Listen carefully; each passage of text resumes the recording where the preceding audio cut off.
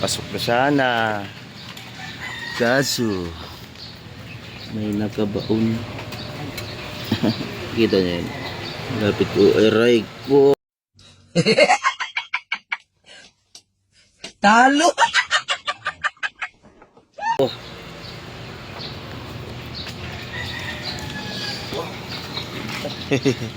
May nakabaon nga oh. Guys, tingnan natin guys kung sisingaw pag tinanggal.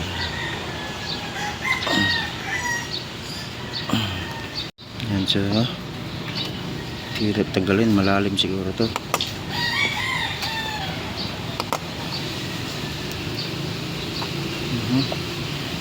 Iksi lang pala oh. Nakatagos kaya to. Parang hindi man sumisingaw. Lagyan natin ng tubig. Ayan, so lagyan natin ng tubig. Parang wala eh.